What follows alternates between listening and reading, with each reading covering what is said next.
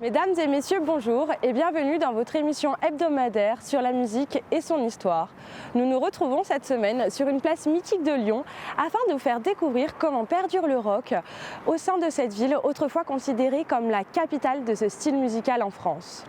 À travers l'interview d'un vendeur et collectionneur de vinyles et par la découverte de danseurs, mais aussi par l'immersion dans un groupe de jeunes passionnés, nous vous emmenons découvrir les différentes pratiques qui gravitent autour de ce style musical. Tout d'abord, rendons-nous chez Bruno, vendeur de vinyles. Alors sur le rock au sens large, évidemment, donc c'est essentiellement des influences anglo-saxonnes, américaines depuis le milieu des années 50. Et à Lyon, on peut lier ça à l'arrivée des idoles, c'est-à-dire effectivement des gens comme Johnny à la fin des années 50 et de la vague twist au début des années 60. Et on peut, en cherchant, retrouver une date précise qui est le 12 mai 1962, puisque ce jour-là, au Palais d'Hiver de Lyon, se tient le premier championnat Rhône-Alpes Rock Twist. Les groupes de rock sont nombreux à Lyon, et chacun à leur manière ont su se démarquer au fil du temps et ont marqué l'histoire du rock. Tous ont été magiques à un moment. On a eu des moments de lumière avec des morceaux incroyables ou des prestations incroyables. Au niveau national, on peut peut-être parler du Chico Magnetic Band, qui était un groupe assez influencé par Hendrix. Et c'est surtout le premier groupe lyonnais à avoir été signé sur un label national, puisqu'ils ont été signés chez Vogue, et ils ont enregistré un album chez Vogue en 1971. Et puis évidemment la vague punk qui a été très populaire grâce à Star Shooter, Marie et les garçons, Electric Calas, tous ces gens-là. Et puis aussi les scènes parallèles, les scènes viennoises et de Givors, où il y avait des groupes comme Ganafool, comme Killdozer, comme Factory, qui étaient aussi très importants. Tous ces groupes-là sont signés sur des labels nationaux, et c'est à cette époque-là que l'IB a titré Lyon, capitale du rock français. Des événements marquent l'histoire tels que le concert de la Fourvière. Le rock devient très populaire.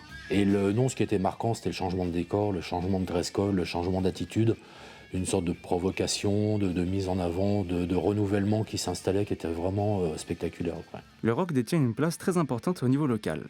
En effet, des lieux tels que le Rock'n'Roll Mops sont dédiés au rock, où les Lyonnais se rassemblent ici comme ailleurs en France.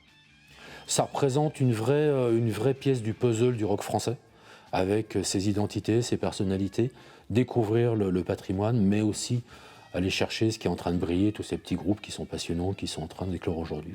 Alors j'ai créé le label Simplex Records il y a 1 an, dont le but est de déterrer des enregistrements inédits de groupes lyonnais du passé. Et on a à cette occasion trouvé des bandes inédites du groupe Ganafool, qui datait de 1975, et l'album vinyle est sorti il y a 1 mois et est quasiment épuisé.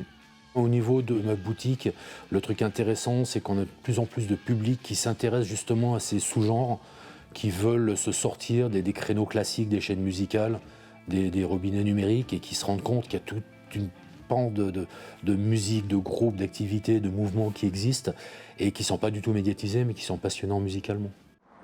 À Lyon, les historiens et passionnés de rock sont nombreux. Ils ont la volonté de partager leur savoir, mais aussi leur passion pour la musique et pour ce style qui tient une place prépondérante dans leur vie, mais aussi dans l'histoire de Lyon. En effet, le rock a un passé conséquent et il est encore florissant aujourd'hui dans la région. Mais le rock lyonnais n'est pas seulement défini par la musique, il est aussi défini par toutes les pratiques musicales qui y sont liées.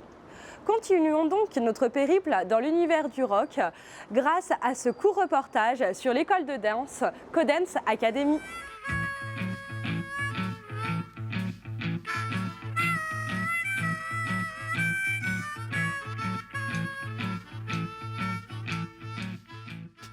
Je pratique la salsa bachata, le rock sauté, le west coast, le hip-hop et la zumba. Et j'enseigne aux petits, aux enfants le hip-hop et aux adultes, je leur enseigne la salsa bachata débutant et la zumba. Ludovic Plumel est un compétiteur confirmé issu de Codance Academy.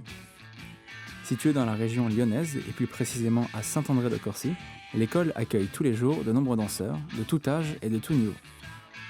Depuis sa création, son style de prédilection est le rock sous sa forme sauté ou boogie.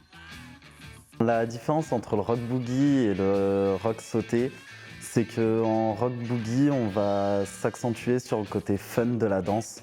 On va partir sur de l'improvisation, on va jouer avec la musique.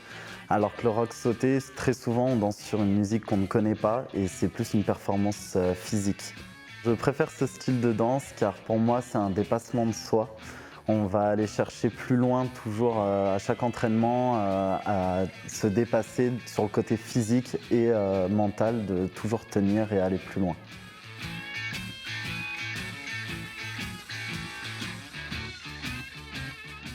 Alors, j'ai commencé à pratiquer ce style de danse il y a 7 ans en loisir, car mon coach, quand il est arrivé dans l'association, dansait le rock sauté.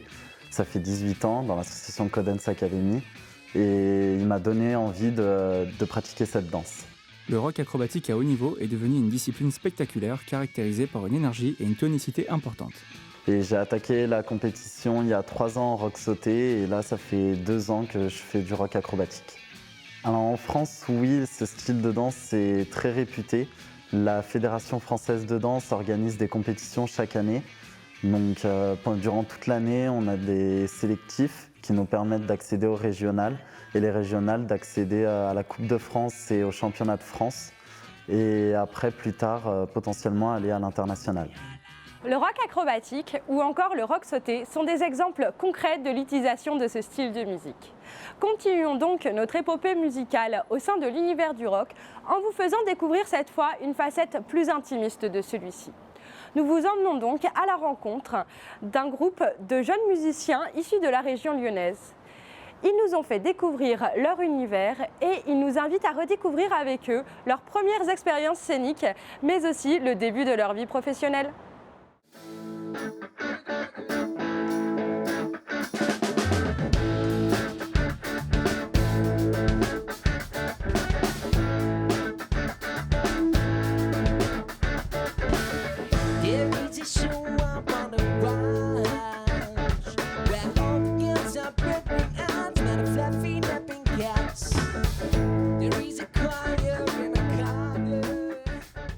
Je suis Lucas Rodriguez, j'ai 19 ans, membre fondateur, je dirais, de Blasting Bubbles. On est un groupe de pop rock, alors uniquement de la compo. On a commencé en 2018 et on essaie de se produire pour le moment avec le Covid, c'est un peu compliqué en ce moment. Mais on a fini notre première maquette et on va bientôt sortir un premier album. Ce qu'il faut savoir, c'est que Blasting Bubbles, on est 4 personnes. On a un batteur, Arnaud, un guitariste, moi-même, un chanteur, Arthur, et un bassiste, Gaëtan.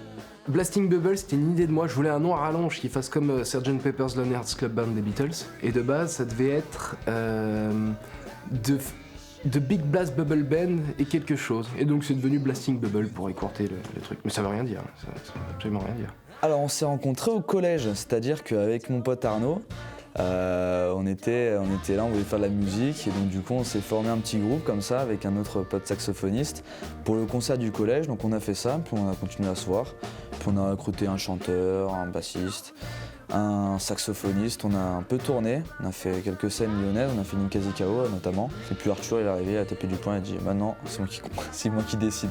Il a fait une Napoléon. Ça va de la variété en passant par la reggae, en passant par des trucs qui sont beaucoup plus rock'n'roll. Voilà, des influences de Simon Garfunkel jusqu'à Metallica, quoi. C'est un peu un fourre-tout, quoi. J'ai envie de jouer juste les chansons qui me plaisent et en l'occurrence, c'est souvent celles qui sont pop rock. Et puis c'est comme ça que j'écris, quoi. Je sais pas trop faire autrement. Alors mon meilleur souvenir sur scène, c'était pour le chaos. J'arrive sur la scène, je me branche, je vois pas trop le public, je me branche et puis incroyable quoi. Je commence à jouer, je suis stressé, je vois vraiment toujours pas le public, il y a la fumée et puis là, on arrête la musique, le son est terminé, les lumières s'éteignent et là je vois tout le monde qui crie et là, je fais waouh. Là je me dis c'est bon, il faut que je continue là-dedans. Comme nous avons pu le voir lors de notre reportage, le rock continue de vivre au travers des nouvelles générations et par le biais de différentes pratiques artistiques. Nous pouvons nous attendre à un essor important et à une diversification de ce style musical au sein de la ville de Lyon qui semble n'avoir aucune limite. L'émission est finie pour cette semaine. Nous vous invitons à réagir sur nos réseaux sociaux et à lâcher vos meilleurs commentaires. Nous vous retrouvons la semaine prochaine pour une nouvelle évasion musicale. À bientôt!